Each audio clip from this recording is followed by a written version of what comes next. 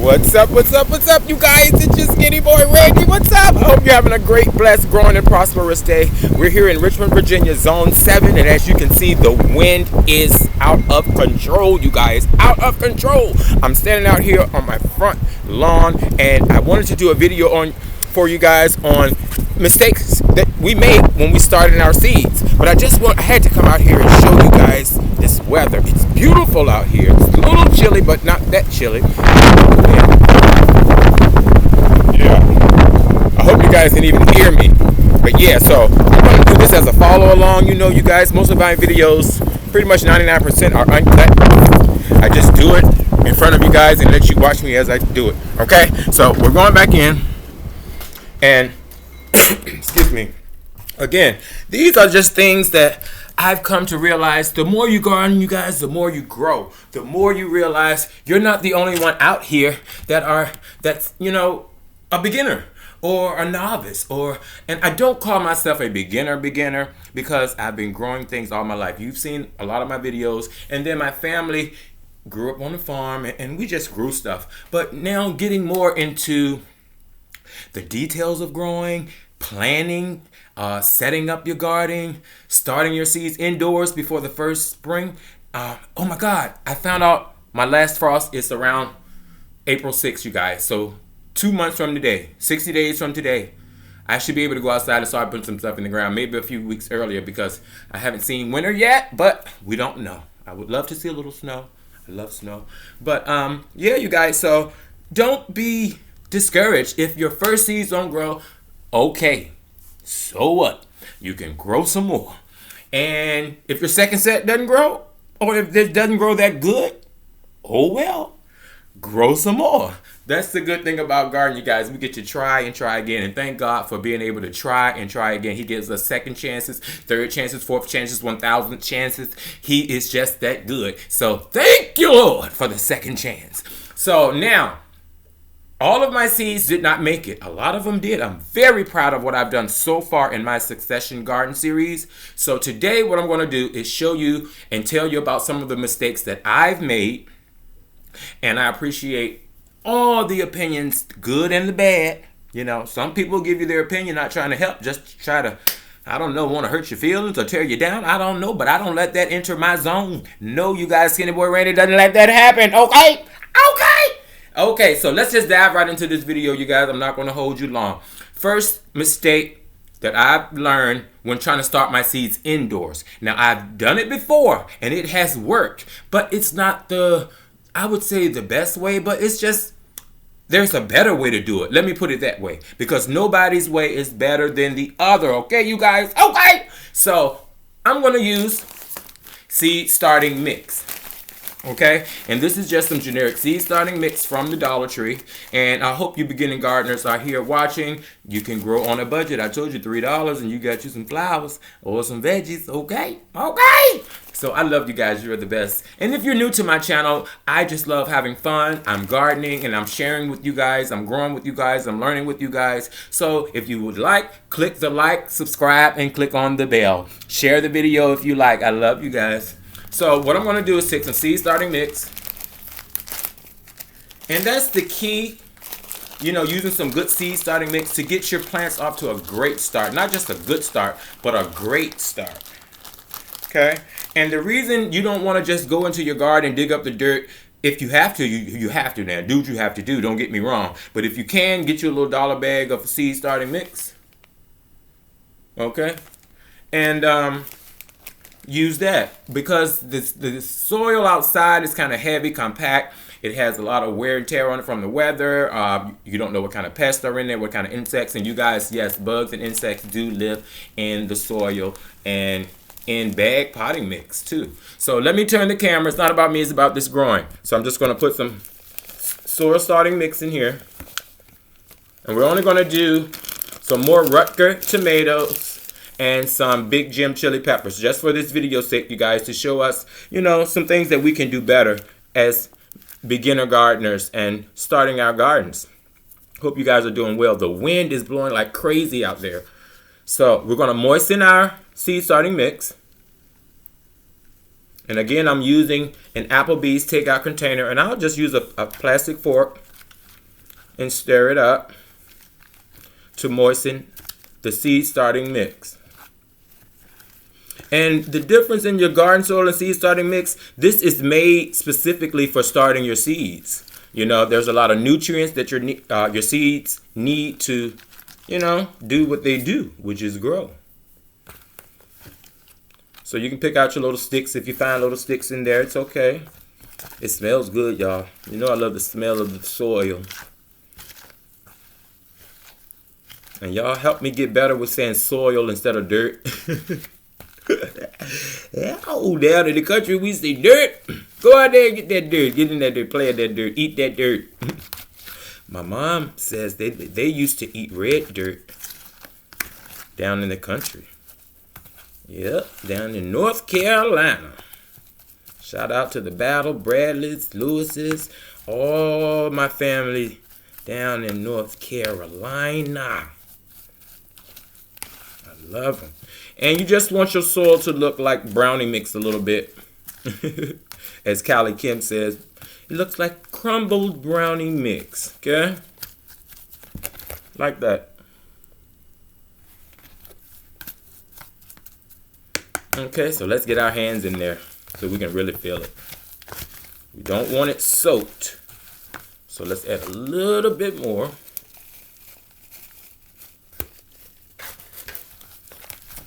And this should get our seeds off to a great start. Okay, you guys?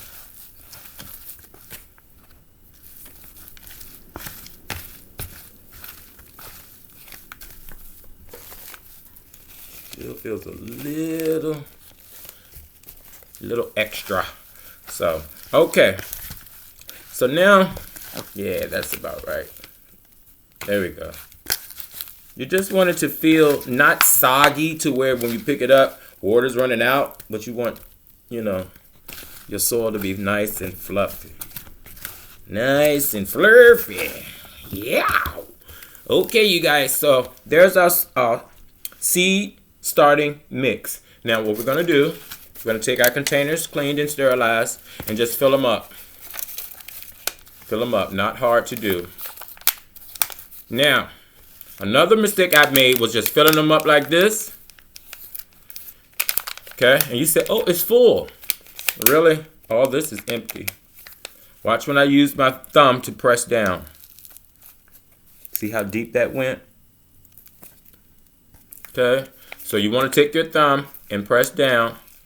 You don't want to over press. You just want to press down to fill any air pockets, because you don't want your roots to reach the air pockets, and you don't want your seeds to fall through the air pockets. And when I used to buy these containers out of the store, I used to always wonder, oh, they're mighty heavy to be so small. That's because, yeah, see how all that is packed down? Yeah. So then you want to go ahead and refill. Refill. And just press this time. You don't need to pack down, because we've already done that. Now this time it's full. It's full. Just, yeah. Just go across it a little bit, just like that. Okay? Now another mistake I made, or have made before, is planting my seeds too deep. Now, rule of thumb is plant the seed about twice its size. So if the seed was this size, you would plant it double that size. So today we're doing Big Jim chili. And you know, I've done some of him. And I'm going to give you guys an update too. That's why I said I'm proud of what I'm doing. And I have some footage to show you guys, well, some live footage to keep you up to date as, you know, are things really growing? And they really are. So these are our Big Jim chili pepper seeds. Okay. And we're going to I'm going to put 2 in each one. And not that deep. Just press it down a little bit, y'all. Just press it down. Just a little bit like that. And I'm going to put 2 in each one.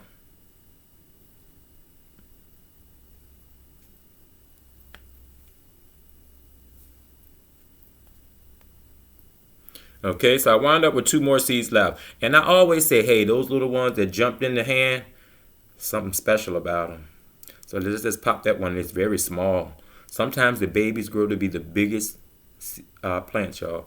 See how they're in there? And I'm just going to tap them a little bit. Tap them a little bit. Not too much. Just a little bit. And take the soil that's in there and cover it up. You don't need to add any more soil. Just take the soil that's in there and cover it up very lightly. And this gives the seed, you know, space to just come on up easily without fighting the soil. And it'll make its way to the sunlight, which is what it needs to start growing. And see? And we've just done our big gem green chili peppers. Now, another mistake I've made is labeling. I planted some strawberries and thought, okay, I'm making a video so I can go back and look and see what it is and what it ain't. Nah. Things fall over, things spill. So I have my little labelers. And these are the big gem chili. So I just write that on the front. And then it's a good idea to write on the back when you planted them. Okay? So you can just keep up. You just take it and stick it down in there. Just like that. There we go. So we're planting these on February the 7th, 2020. We're going to do the exact same thing for our Rutger tomato. Like I said, this is not going to be a long video. Just going over some simple mistakes that I made. And I'm quite sure some other people have made. You know, it's okay. It really is okay.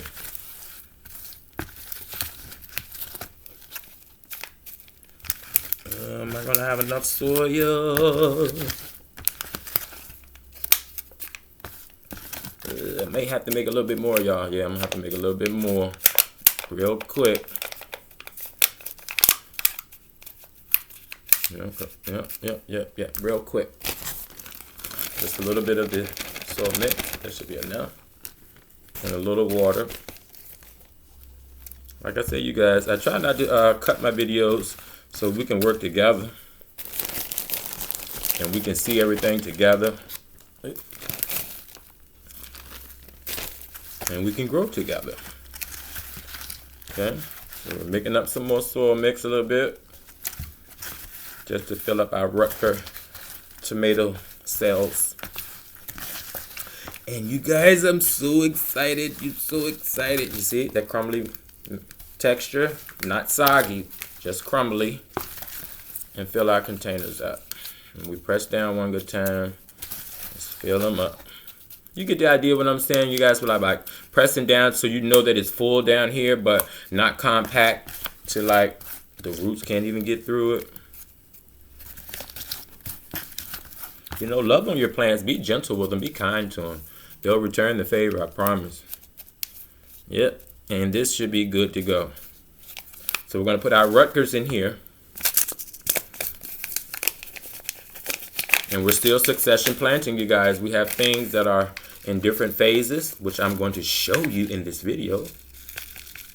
Our tomato seeds, you know, they're very, very small. So I like to put 3 in each cell.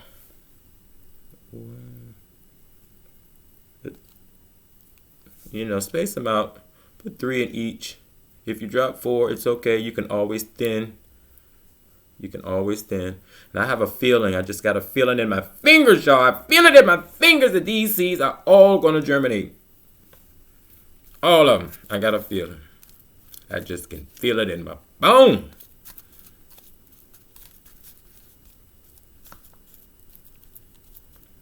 Yep. And if it wasn't for New Orleans gardeners, I would have never even looked in Dollar Tree for the the seed starter mix. I never really looked in there for any of the type of mix. And there you go, you guys. We planted our Rutger tomatoes. Now, another mistake I've made is watering too much. You don't want to water too much. And when I say watering too much, that's like, oh God, I need to water my seeds every day, all day. No. And you want to water from the bottom. Now, I'm going to show you what seeds that do not need water look like. This is our squash, y'all. Look at it. Check it out. Yes, yes, yes, yes, yes. And I have several of these in their own container. And when I put them in that tin thing, I got a lot of backlash about that's going to be too tangled up. They're going to get tangled up. If you watch the video, you guys, I said it was only temporary until I found some more containers and put them in their new home, you know, so they can keep going. But this is one of our squash, y'all. She's doing great. She almost has her second true leaf on there. And look at the soil. I hope you can see it. It's not dry. I'm going to show you what dry soil looks like. Okay? Now that's the squash soil. Now I'm going to show you some dry soil. And also what your seedlings will look like in a few days. Now this is not completely dry. But you can see the light spots. The lighter brown. That's where you know you need a little bit of moisture. Okay? And what you want to do, oh, by the way, you guys, these are more tomatoes, and I have peppers, and we planted this in straight burpee soil starting mix. So yeah, you guys, look, update, and update, more peppers, and there are more than, yeah, they're doing great under the grow lights, you guys, peppers. So, when you water them from the bottom. So we're going to take our water and just pour it at the bottom. Now this will help prevent fungus, you know, from building up here a lot. You want to fill this up with water and let it water itself from the bottom. Okay, you guys? Let it water itself from the bottom. And then the last thing, once they break ground like this, you keep them under the grow light. I mean, literally. Give you an example. All the way down there like that. Can you see that? Yeah. And you want lights that have a certain balance.